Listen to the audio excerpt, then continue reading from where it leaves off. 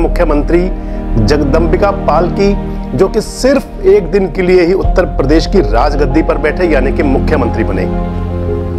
वैसे दोस्तों, राजनीति में ऐसा यह पहला ही वाकया है जिसमें कि कोई नेता, कोई राजनेता केवल एक दिन के लिए मुख्यमंत्री बना हो। वह दिन था 21 फरवरी 1998 का, जबकि उत्तर प्रदेश में एक नया इतिहास लिखा गया था।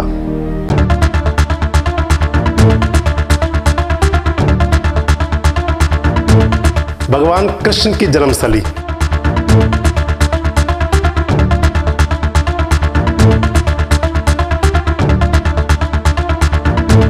ये अयोध्या साक्षी है भगवान राम के जन्म की। आगरा का ताजमहल साक्षी है प्रेम का। यह उत्तर प्रदेश है।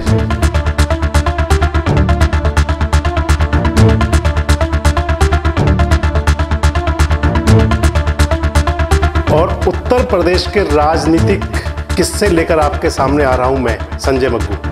देखते रहें मेरे साथ यूपी के नेताओं के अनकहे, अनसुने और अनछुए किस्से।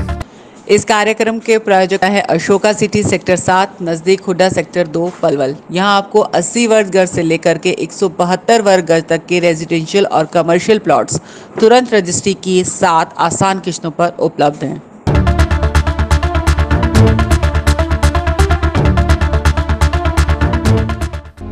नमस्कार दोस्तों, देश रोजाना पर उत्तर प्रदेश के राजनीतिक किस्सों के विशेष कार्यक्रम में मैं संजय मग्गू आज फिर एक नए किस्से के साथ आपके समक्ष मौजूद हूं। दोस्तों, आज मैं चर्चा करूंगा आपसे एक दिन के उत्तर प्रदेश के मुख्यमंत्री की। राजनीति में उन तरह के लोगों की खास चर्चा होती है जिन्होंने कोई रिकॉर्ड बनाया हो। जी हां, आज मैं आपसे बात कर रहा हूं उत्तर प्रदेश के एक दिन के मुख्यमंत्री जगदंबिका पाल की, जो कि सिर्फ एक दिन के लिए ही उत्तर प्रदेश की राजगद्दी पर बैठे यानी कि मुख्यमंत्री बने। वैसे दोस्तों, राजनीति में ऐसा यह पहला ही वाकया है जिसमें कि कोई नेता, कोई राजनेता केवल एक दिन के लिए मुख्यमंत्री बना हो। हाँ, आपने हिंदी फिल्म देखी होगी नायक, जिसमें कि अमरीश पुरी थे महाराष्ट्र के मुख्यमंत्री के किरदार में। उस फिल्म को हमेशा याद रखा जाएगा और वो पॉलिटिशियन उस फिल्म को काफी देखते भी हैं। तो अमरीश पुरी ने एक पत्रकार का किरदार कर रहे थे अनिल कपूर।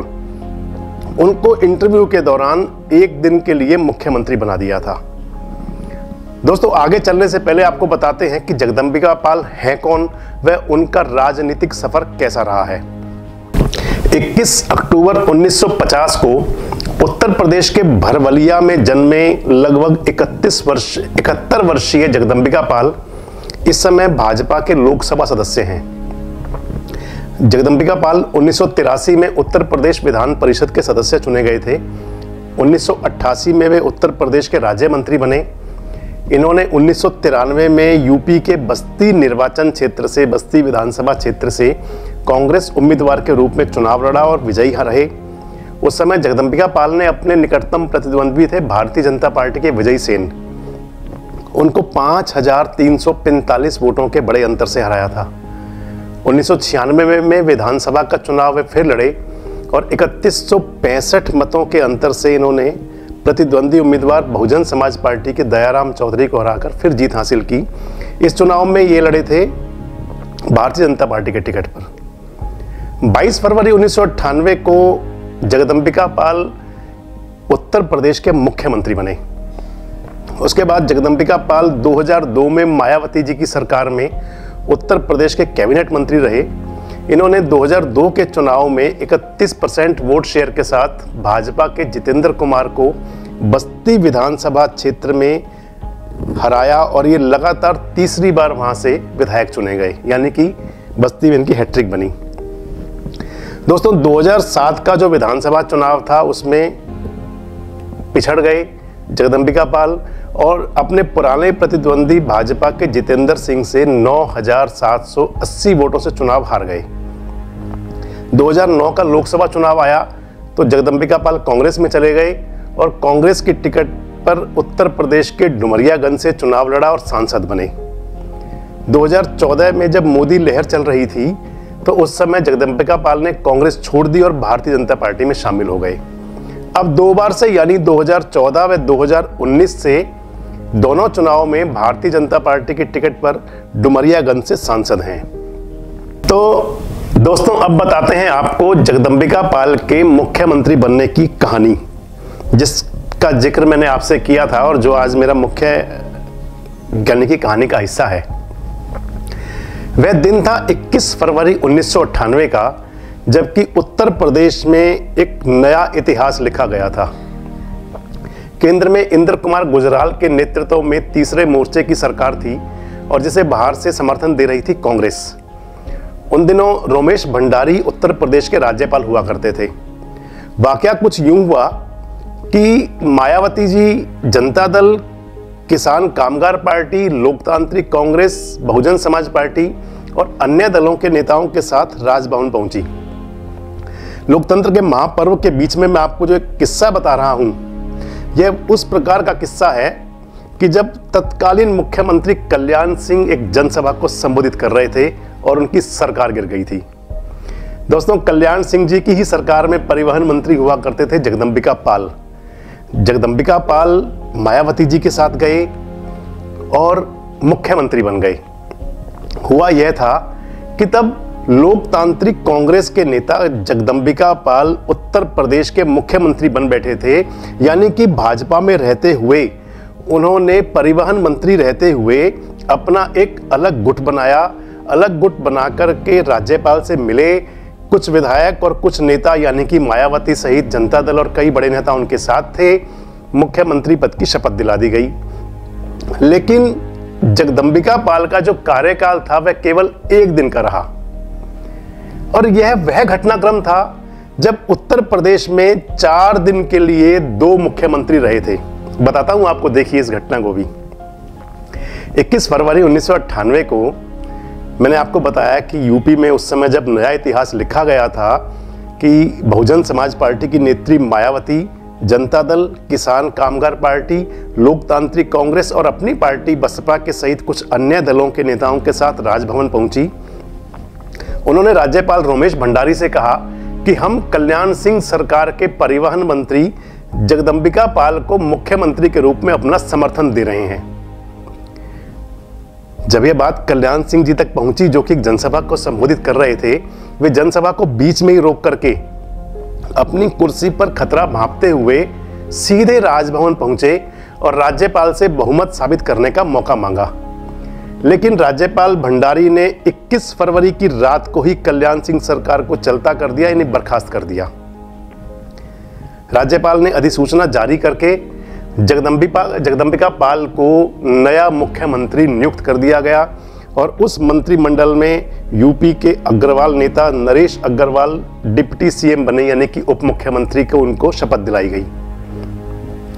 जब यह घटना हुई तो कल्याण सिंह जी हाईकोर्ट में गए और हाईकोर्ट के आदेश पर कल्याण सिंह सरकार की बहाली हो गई।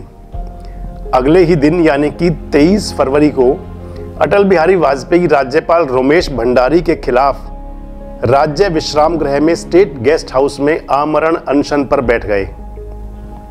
इसी दौरान इलाहाबाद हाई कोर्ट में एक याचिका दाखिल की गई और कोर्ट ने राज्यपाल के फैसले को असंवैधानिक करार देते हुए कल्याण सिंह की सरकार को दोबारा बहाल कर दिया, यानी कि 23 तारीख को कल्याण सिंह जी दोबारा मुख्यमंत्री हो गए। दोस्तों, यह वह दौर था जबकि 4 दिन के लिए सूबे में एक साथ 2 मुख्यमंत्री थे, एक जगदंबिका पाल व एक कल्याण सिंह। इसके पीछे भी एक दिलचस्प कहानी है। हुआ यूं कि जब जगदंबिका पाल को हाई कोर्ट ने हटा दिया और कल्याण सिंह जी को बहाल कर दिया तो हाई कोर्ट के फैसले के खिलाफ जगदंबिका पाल सुप्रीम कोर्ट गए।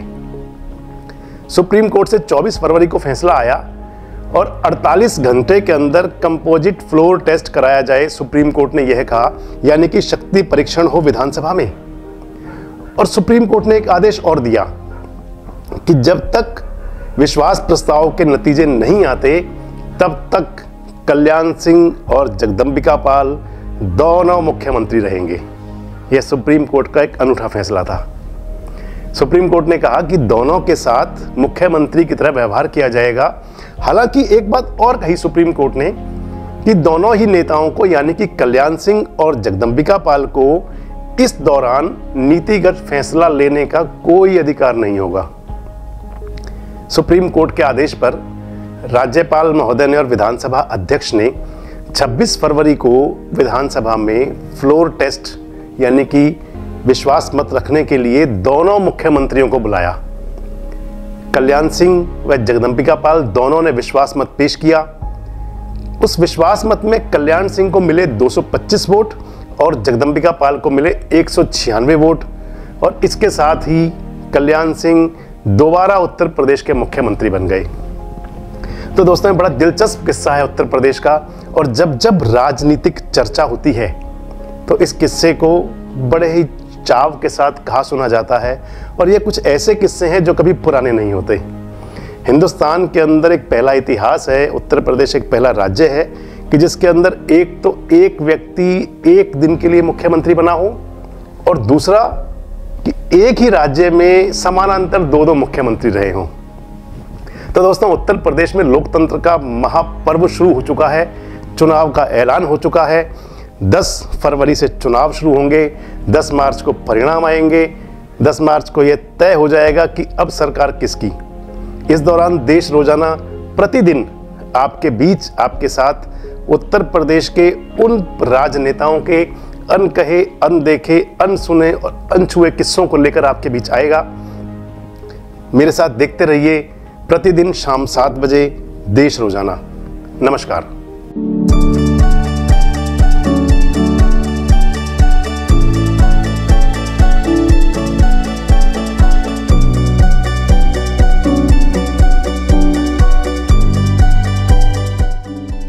जमीन अपनी, बजट अपना, पूरा होगा घर का सपना। जी हां, आपका यह सपना साकार होगा। हरियाणा सरकार द्वारा मंजूर प्रदूषण मुक्त व शांत वातावरण में सिर्फ एकमात्र gated society Ashoka city sector 7 नजदीक हुडा सेक्टर 2 पलवल में। अवैध कॉलोनी से कम रेटों पर सभी सुविधाओं से सृजित कॉलोनी, जहां आपको हरियाणा सरकार की दीनदयाल जन आवासीय योजना के अंतर्गत मिडिल क्लास के लिए आवास पाने का स्वर्णिम अवसर मिल रहा है। तो देर ना करें, आज ही संपर्क करें अशोका सिटी सेक्टर 7 नजदीक हुडा सेक्टर 2 पलवल।